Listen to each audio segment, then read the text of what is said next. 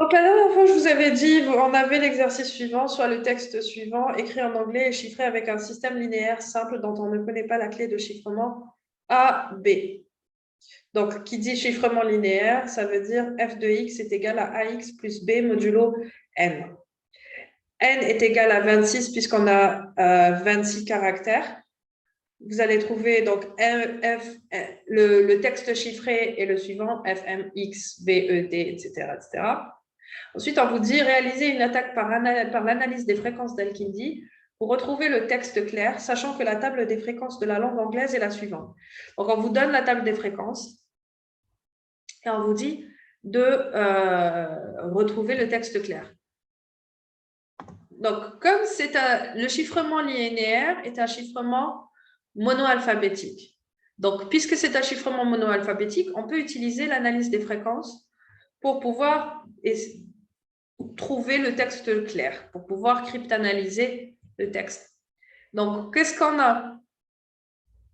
Monoalphabétique et chaque caractère va toujours être chiffré de la même manière aussi. Donc, on va voir d'abord le nombre de chaque caractère, quel est le nombre de fois où il apparaît. Donc, on va avoir A, c'est 2 fois, D et E, 7 fois, F, 4 fois, H, 5 fois, K, 5 fois, et ainsi de suite. Et dans le texte en entier, on a 59 caractères. Une fois qu'on a retrouvé ça, on va faire l'analyse fréquentielle avec les lettres qui apparaissent le plus souvent. On a R qui est 8 fois. On sait que la lettre la plus fréquente en anglais, c'est le E. On va avoir D et E 7 fois et H et K 5 fois. Donc, la deuxième lettre la plus fréquente en anglais, c'est what else? Je crois que c'est A. Yes, c'est A. Non, c'est T, pardon.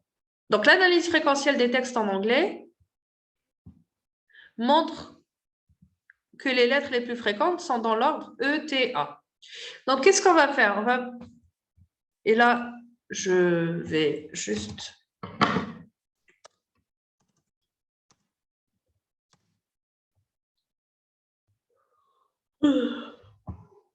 Un instant.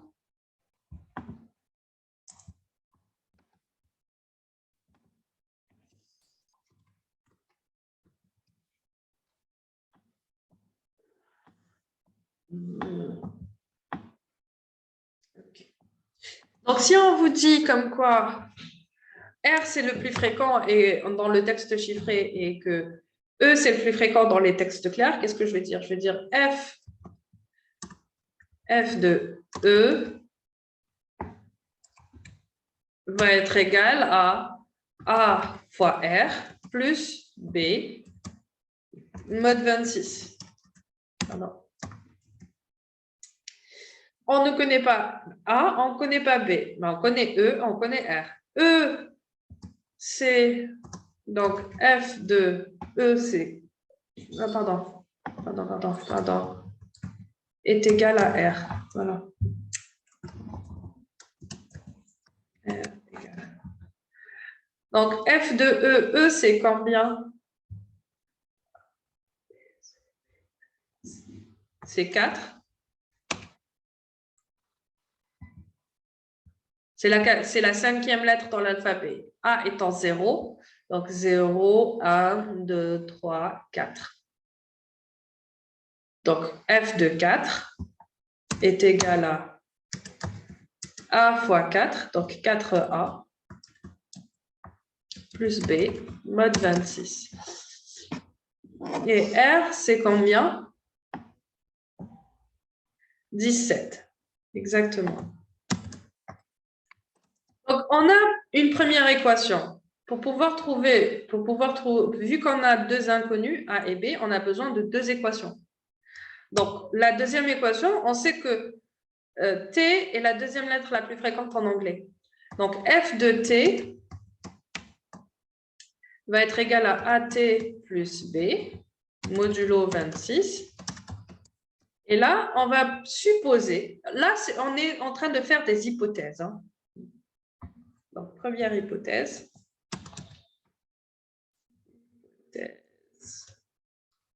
Une. f de E est égal à R et f de T. On a D ou E, on va prendre D au hasard, est égal à D. Donc ça, c'est une hypothèse. Donc ça voudrait dire, ici, est égal à D. Donc, qu'est-ce qu'on va remplacer T et D par leur valeur? Donc, ça nous donne F de 1, 2, 3, 4, 5, 6, 7, 8, 9, 10, 11, 12, 13, 14, 15, 16, 17, 18, 19. F de 19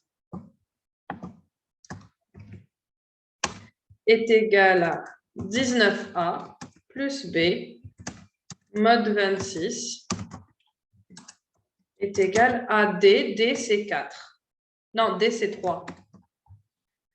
On commence par 0. Donc, A, 0, 1, 2, 3. Voilà. Et non pas. Donc, alors, 25, 24, 23, 22, 21, 20, 19. Donc, on se retrouve avec deux équations, deux inconnus. Puisqu'on a deux équations et deux inconnus,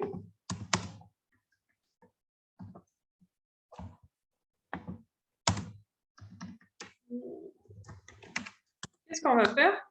On va faire en sorte de supprimer une des deux inconnues. Donc, je vais mettre le 2, l'équation 2, moins l'équation 1.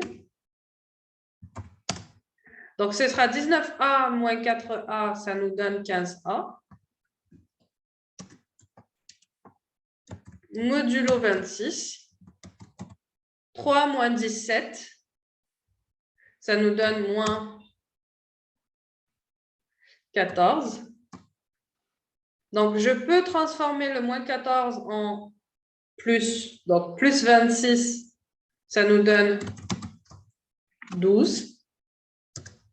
Donc, 15A mod 26 est égal à 12.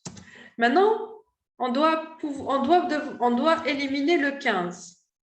Alors, pour éliminer le 15, je vais multiplier le 15 par l'inverse modulaire, donc l'inverse de 15 modulo 26. Donc, l'inverse de 15 modulo 26, c'est combien?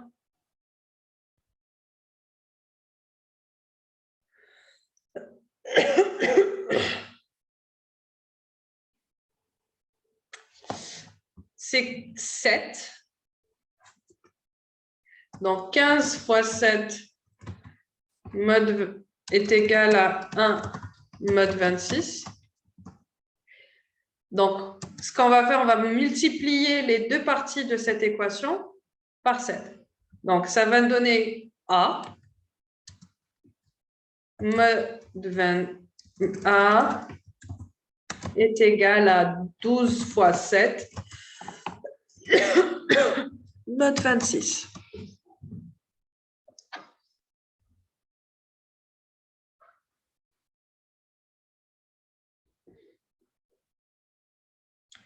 Alors, 12 fois 7 mod 26, c'est égal à 6. Donc, A égale à 6. Maintenant, la question qui se pose, est-ce que je peux prendre un A qui est égal à 6? Est-ce que c'est correct? Rappelez-vous, dans le chiffrement linéaire, on a des conditions. Quelles sont les conditions relatives au A?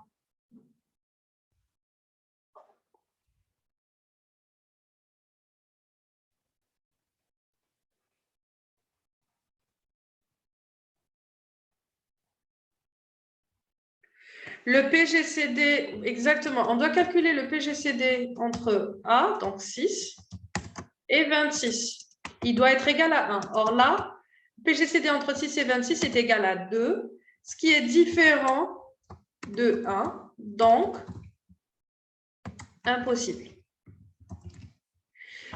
Donc la première hypothèse n'est pas correcte. On va passer à la deuxième hypothèse.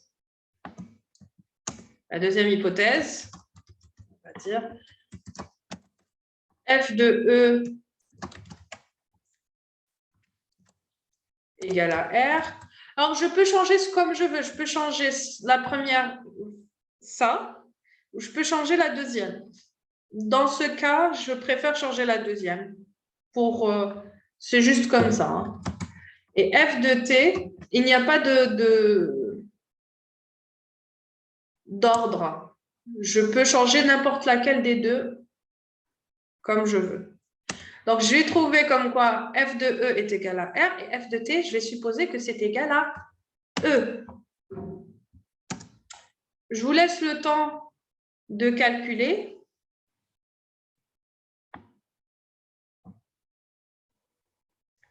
Je vous laisse 5 minutes. Donc, il va falloir refaire exactement la même chose que ce qu'on a fait pour la première hypothèse.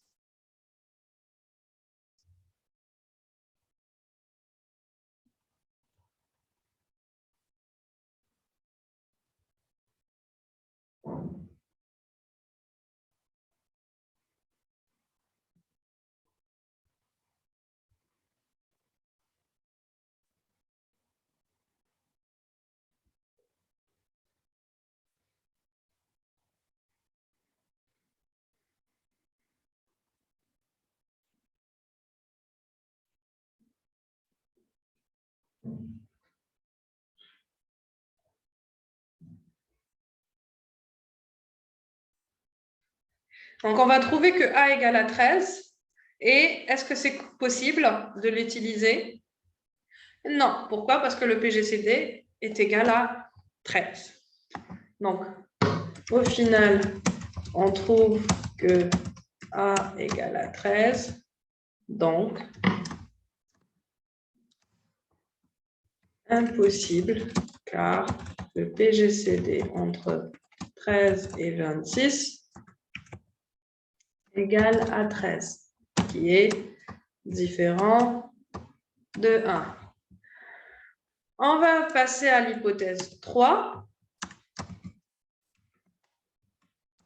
Alors, je sais où se trouve la réponse, c'est pour ça que je suis en train d'avancer dans ce sens. Hein. Donc, dans l'hypothèse 3, je vais dire f de E est égal à R et f de T est égal à H. Je vous laisse encore un peu de temps pour calculer. Alors, la réponse est soit f de t égale à h, soit f de t égale à k. Hein. Vous allez trouver la bonne réponse.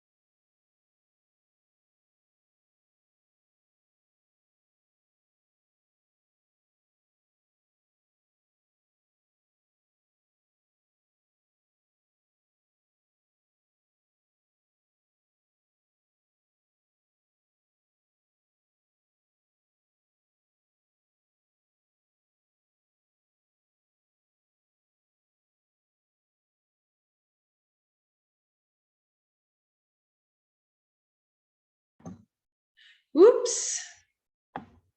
Ça fait longtemps que vous ne m'entendez pas?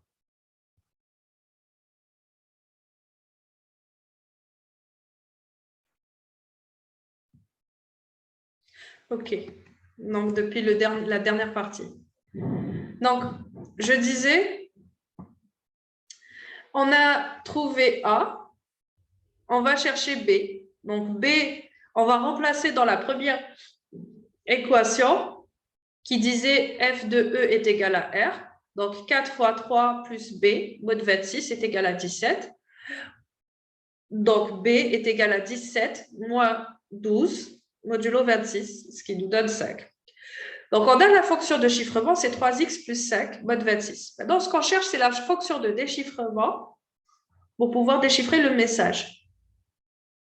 On sait que la fonction de déchiffrement, ce sera l'inverse de A fois Y moins l'inverse de A fois B, modulo 26. Donc, l'inverse de A fois Y, l'inverse de A, c'est 9. 3 fois 9 est égal à 27, modulo 26, c'est 1. Donc, 9Y plus, alors, moins 9 fois 5, ça nous donne moins 45. Moins 45 modulo 26, ça nous donne plus 7. Donc, ça nous donne 9Y plus 7 modulo 26. Maintenant qu'on a la fonction de déchiffrement, on va devoir déchiffrer les messages.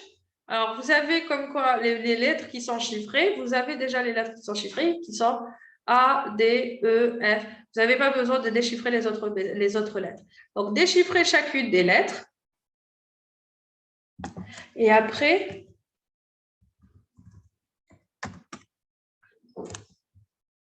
retrouvez le message en entier. Voilà. Donc, je vous laisse le temps de déchiffrer.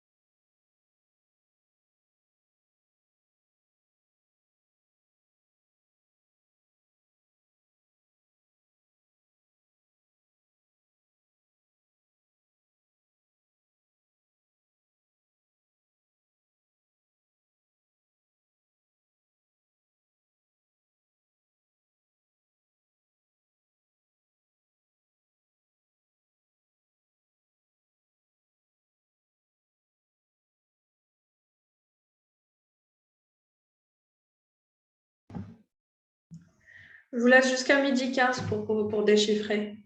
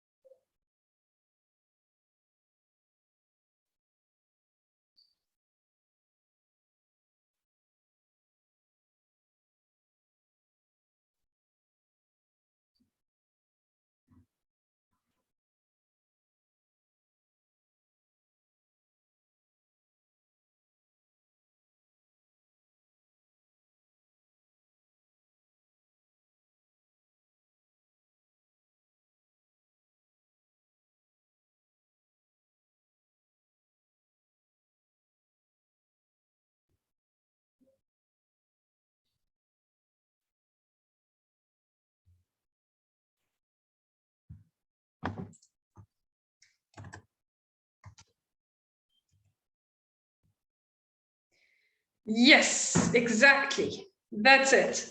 Algorithms are quite general definitions of arithmetic processes. Il y a des erreurs enfin, il y a des erreurs dans l'écriture, mais c'est ça.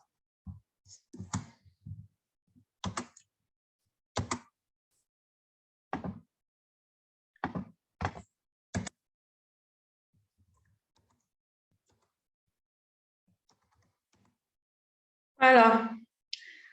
On a fini cette série de TT. On va passer à la série suivante. Juste un instant. Laissez-moi ouvrir le fichier.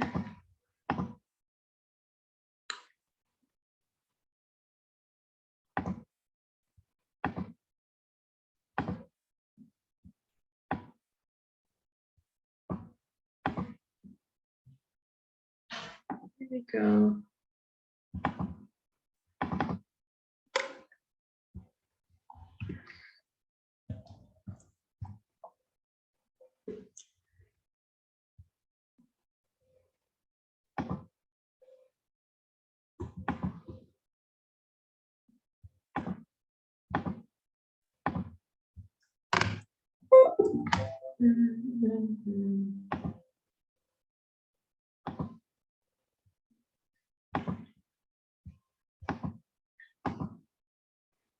Donc, on passe à la série de TD numéro 6, qui est sur la cryptographie asymétrique.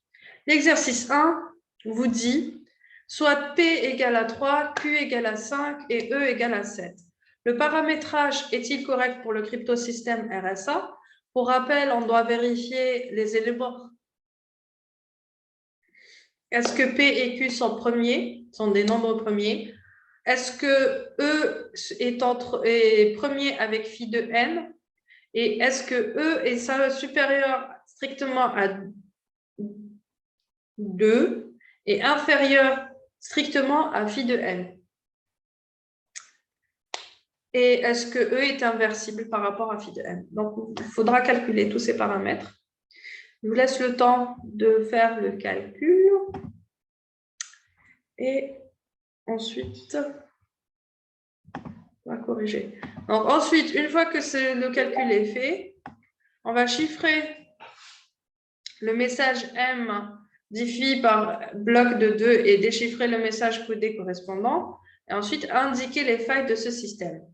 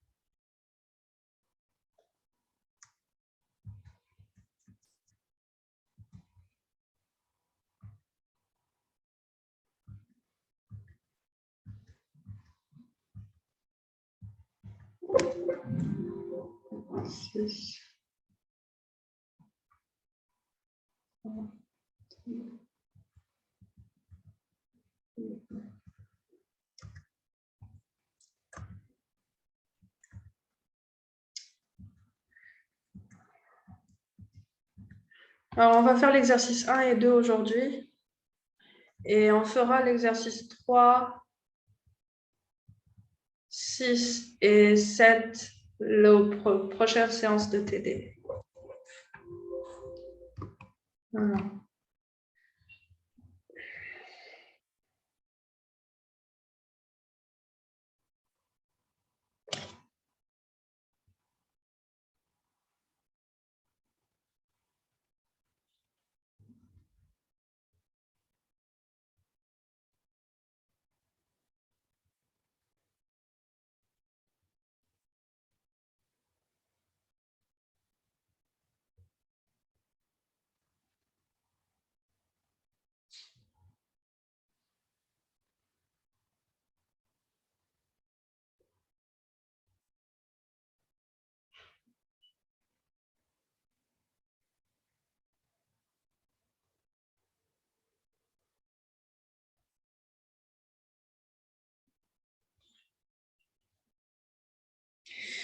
Le paramétrage est correct. Alors, comment on va voir? En fait, P est un nombre premier, 3 est un nombre premier, 5 est un nombre premier, n égale à 3 fois 5, donc 15, et phi de n est égal à 3 moins 1 fois 5 moins 1, donc 2 fois 4, 8. PGCD entre 8 et 7 est égal à 1, et le phi de E est supérieur strictement à 1 et inférieur strictement à phi de n. Donc, on est d'accord, ce paramétrage est correct. On passe à la deuxième partie. On vous dit chiffrer le message diffie par bloc de 2 et déchiffrer le message codé correspondant. Alors, pour rappel, il faudrait d'abord modifier, transformer le message en chiffres, en nombres. Donc, comme l'alphabet va de 0 à 25, donc chaque lettre va être sur deux positions. 0, 0, 0, 1, et ainsi de suite. Donc,